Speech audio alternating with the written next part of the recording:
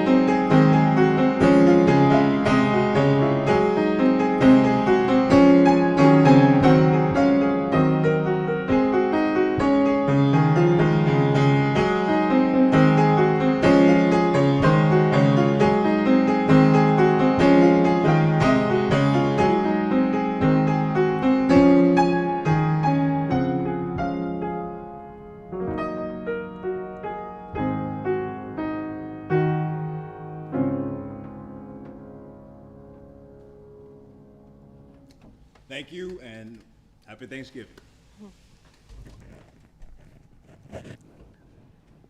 Good morning.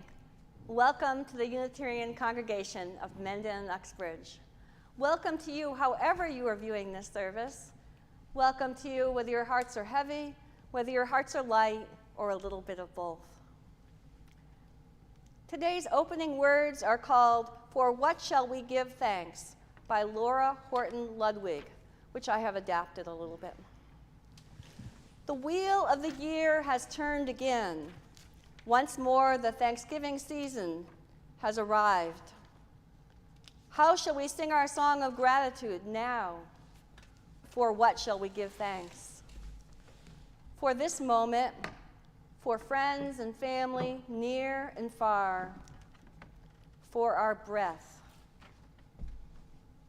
for strength, for delight, for laughter, for beauty, for the sun and moon and stars in the sky, for water, for the trees who have seen so much and still stand proud, stretching themselves toward the sky, for the bright voices of children, for the wisdom of elders, for actions that bless the world, for hard work that makes a difference, for music and art, for compassion, for courage, for joy,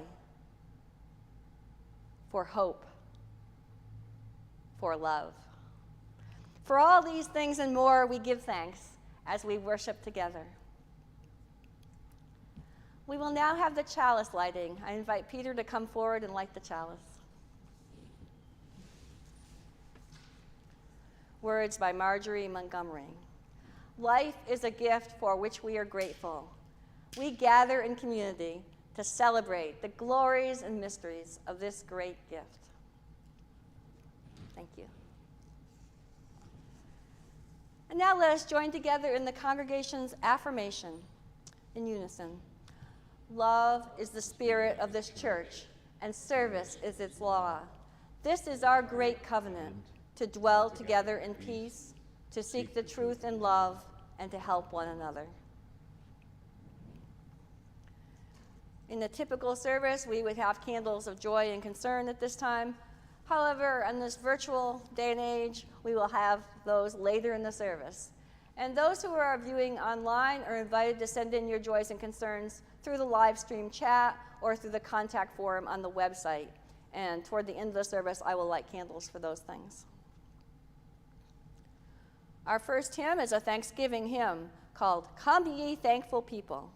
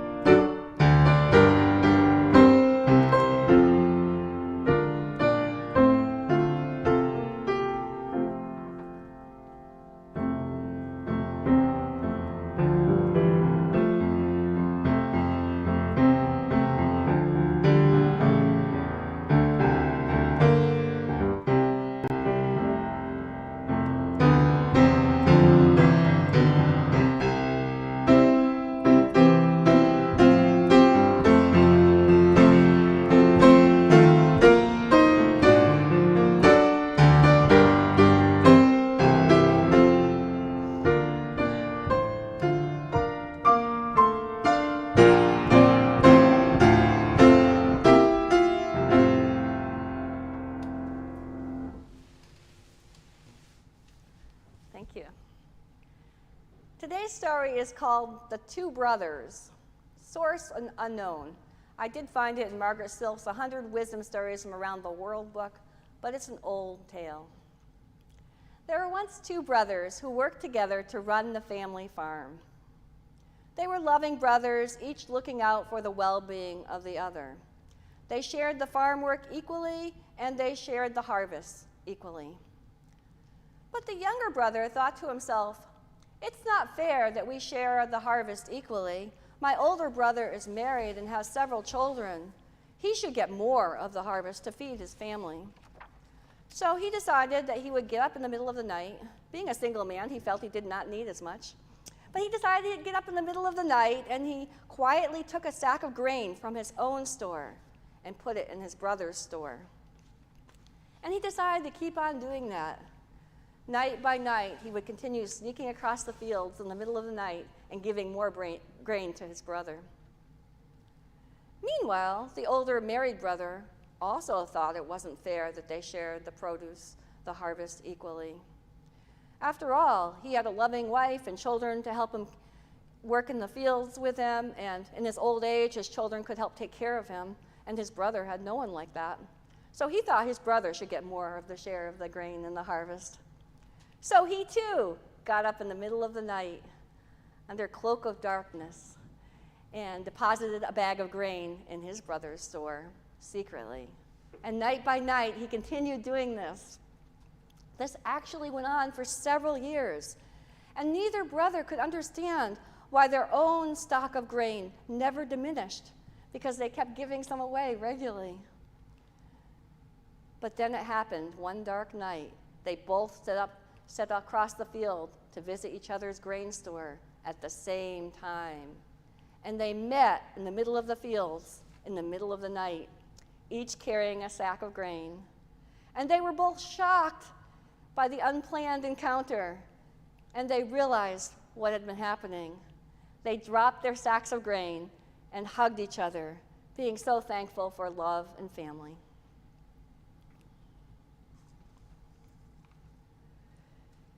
It is now the time in the service where we have the call for the offering and the offertory. Thank you to all of you who give of your time, of your talent, and of your treasure.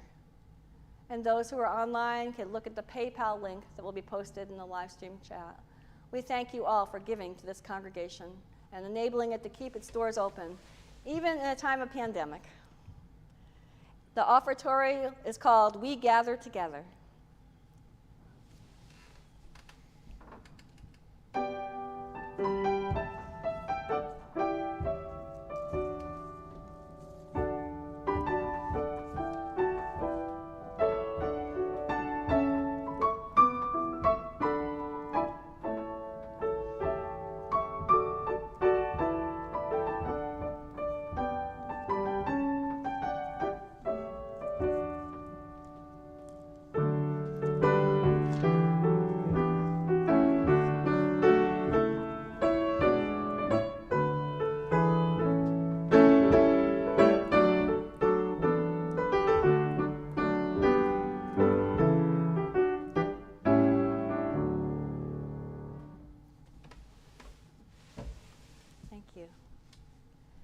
It is now time in the service where we have a time of meditation.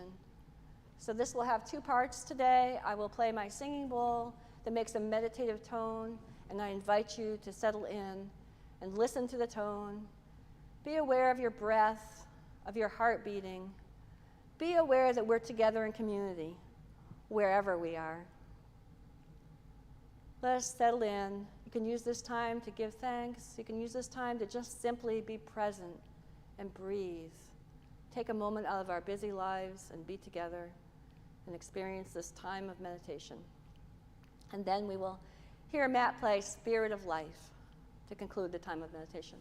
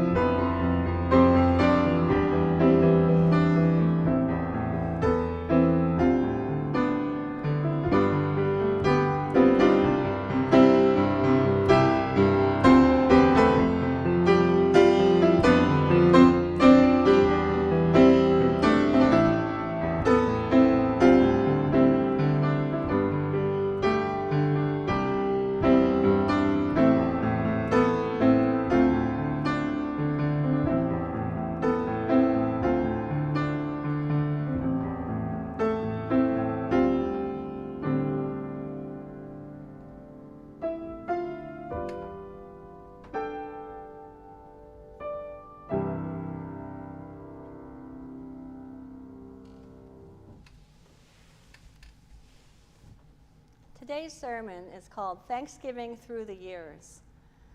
It will include a few tidbits about Thanksgiving through the years and then also something about the power of gratitude at the end of the sermon.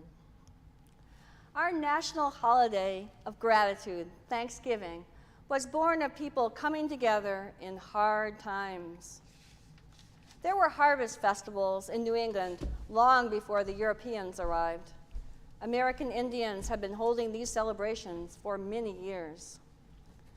But when the Europeans did arrive, they held the first shared celebration that they actually called Thanksgiving in 1607 in Popham, Maine. I always thought it was 1620, but actually in my research it came to be that there was a Thanksgiving celebration in Maine with colonists and indigenous people in 1607. The Popham colony was an effort to establish a British colony in Phippsburg, Maine. For one harsh winter, a group of English settlers tried to make it work at a small fortification they built. And the Popham colonists had reached out to a local native person and invited him to come for a visit. It was recorded that 2 canoes came to the fort with people, and the president of the colony feasted with these local indigenous people. And they went together to the place of Sunday prayers, where they all attended with great reverence and silence. Following the feast, the Indians returned up the river to the forest that sheltered them from the elements. The Popham colonists, however, stayed near the ocean in the fortification they built, and they experienced the very harsh winter. During that winter, their storehouse caught on fire, and the president of the colony and several others died. In the spring, when the English supply ship arrived, the remaining grieving colonists headed back to England. They had had enough. Also, I imagine we all know something about the Pilgrims who arrived in 1620 and founded Plymouth Colony. Usually when we think of the first Thanksgiving in America, we think of the celebration that those colonists and native people had in Plymouth. The Pilgrims lived in mostly makeshift bark-covered pits in the frozen ground that first winter, and half of the 102 settlers died during that winter. Half of them. By the fall of 1621, the survivors, grateful to be alive, decided to hold a Thanksgiving feast. People from 2 vastly different cultures came together in that Thanksgiving celebration.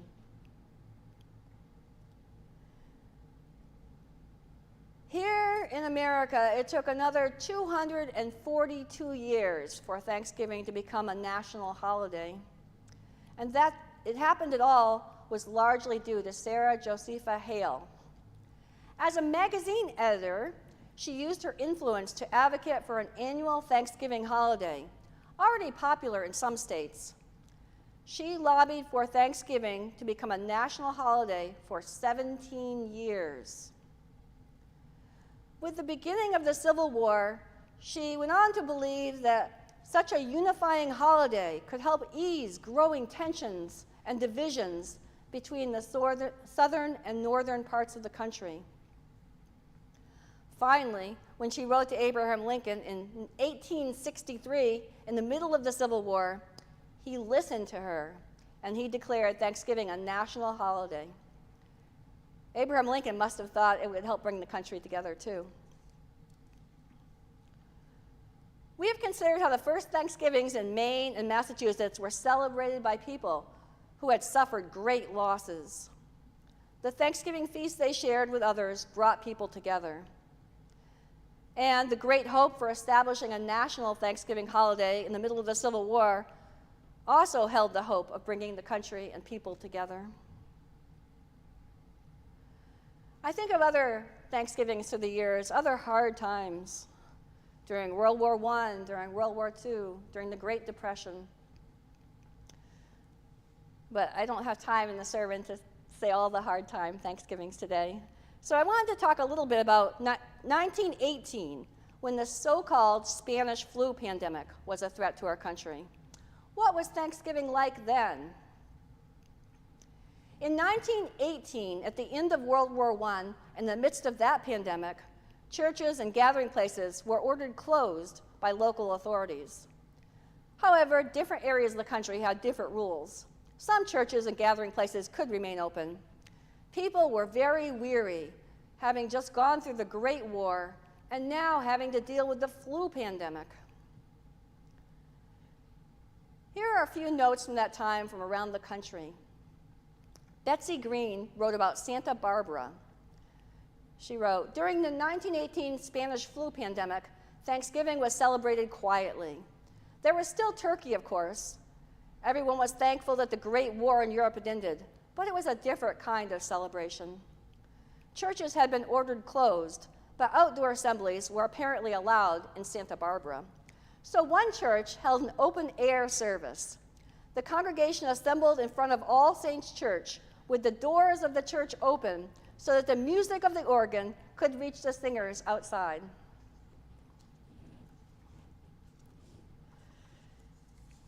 The Rocky Mountain News reported that Denver had a face mask order and that churches took extra precautions with Thanksgiving services. Special pains had been taken to provide all the ventilation necessary to make attendance at services safe in spite of the epidemic. In a number of churches, electric fans have been placed in the auditoriums so to change the air every few minutes. That was a new thing back then, electric fans. But they wanted to make sure the air was clean for the people, so they gathered outdoors, or they didn't gather, or they put in these newfangled electric fans. After the flu had been spreading rapidly in Pittsburgh, in October 1918, most houses of worship closed. Calvary Episcopal Church in Pittsburgh also closed, but they turned over their parish house for a 60-bed hospital to serve patients who had gotten over the worst of the flu, but were still recovering. YouTube, of course, didn't exist back then, but Calvary mailed the sermons, Bible readings, and prayer materials to members.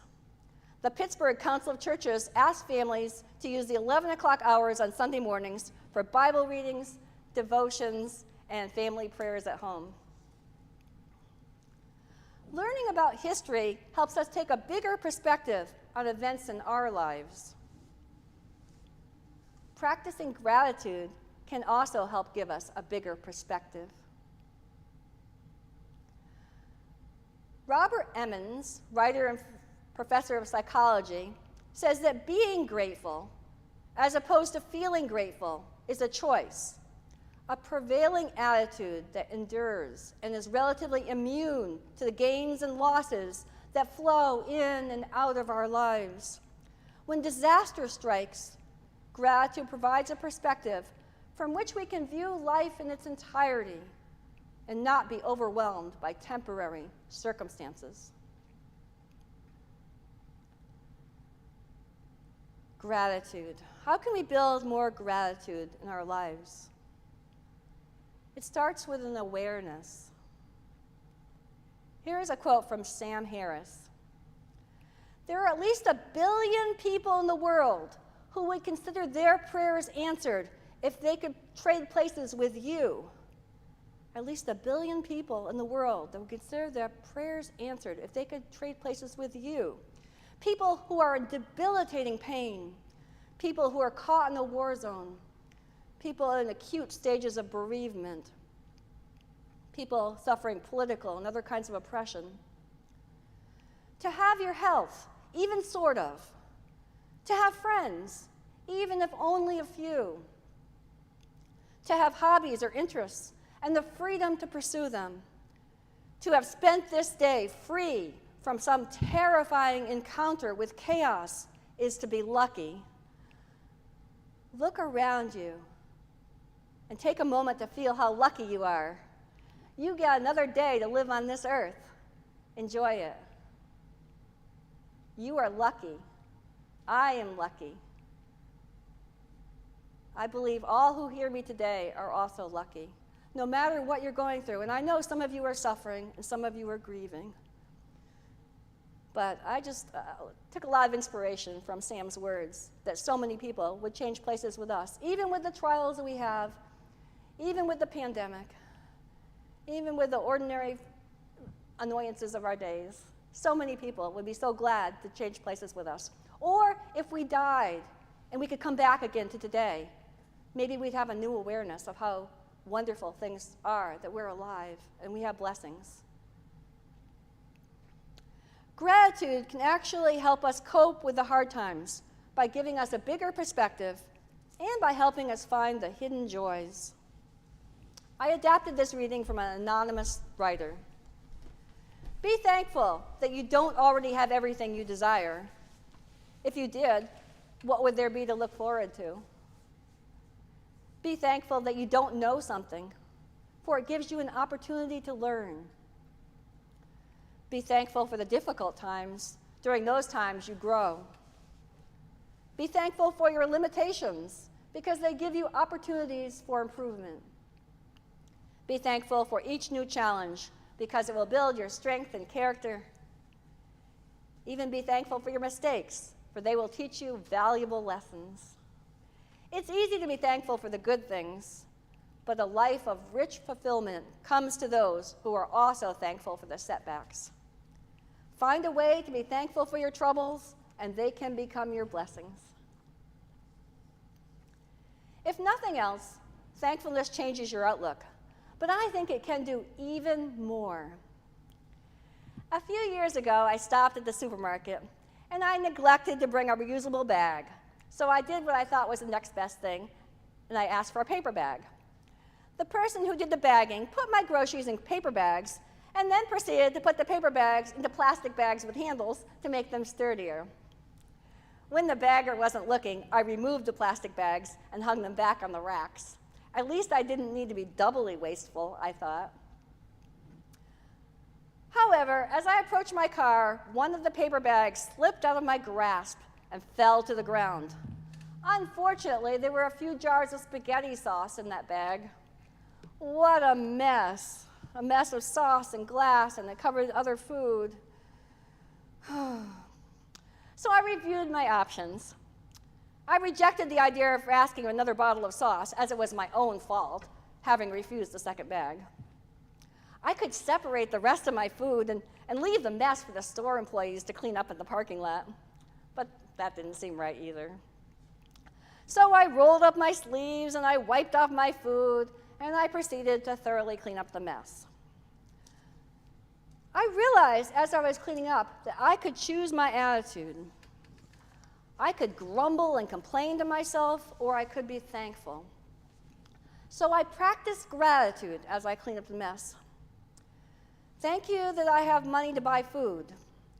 Thank you that I even happen to have a roll of paper towels in the car. Thank you that it's not storming out. Thank you that I actually have the time to do this without feeling rushed. Thank you that I have hands to clean this up. And at the end, I was really scrambling for more things to be thankful about. But I kept on with that spirit.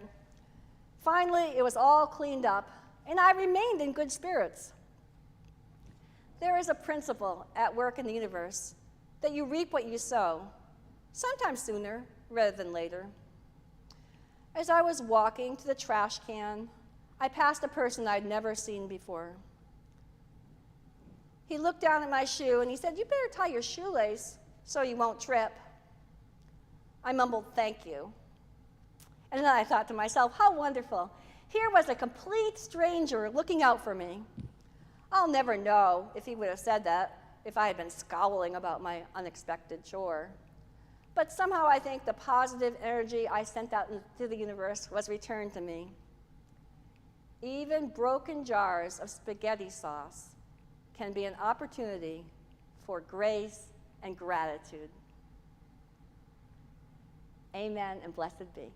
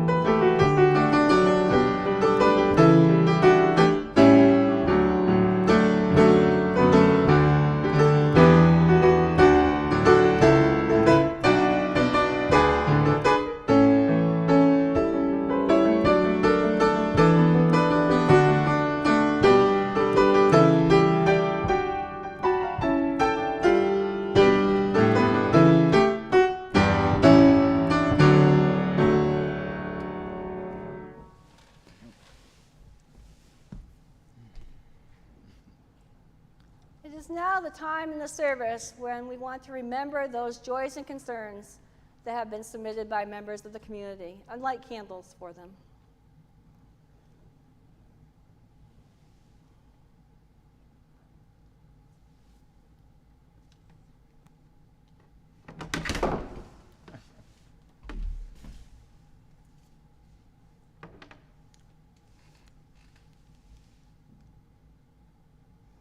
I'll start with the candles of concern. We lit a candle last week for a longtime member, Jackie Nelson, who has passed. And I wanted to light another candle for her and for her family. I met her husband, Dwayne, this week.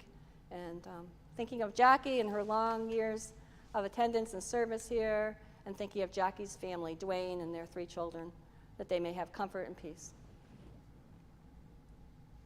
And the children's families. Jackie had grandchildren as well. From Ellen, I light a candle of concern for those struggling with depression.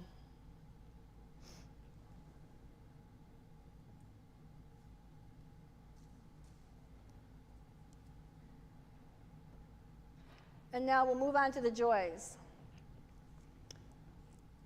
From Dave Lowell, he had joy that the cuckoo bird was spotted in Rhode Island recently, the 3rd ever seen in the U.S.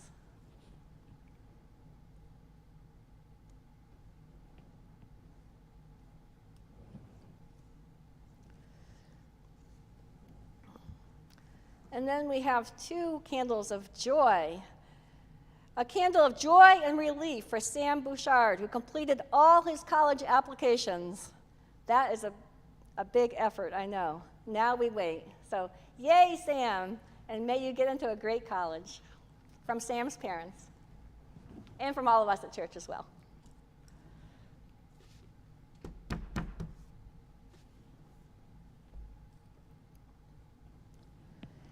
And big news from Peter, a candle of joy that his son Joshua has announced his engagement to marry Esther.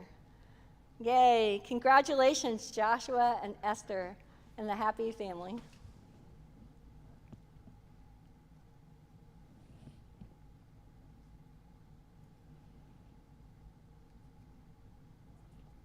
And for Peter, who will get a daughter-in-law. And I light the final candle for those things that remain unspoken in our hearts and minds that we acknowledge in community by lighting this candle.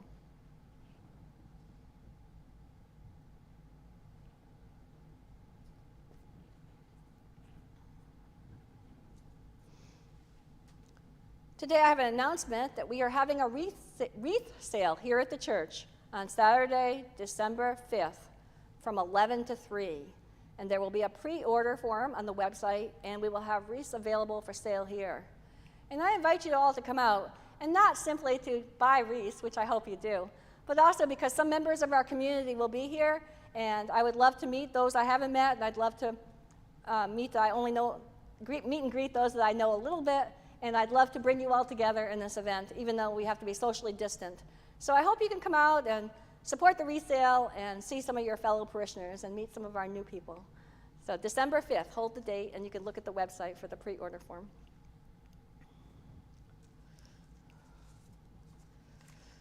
And now we will extinguish the chalice. We extinguish this flame, but we carry with us the warmth of caring community, the light that comes from seeking knowledge, and the flame of passionate commitment. These we carry with us.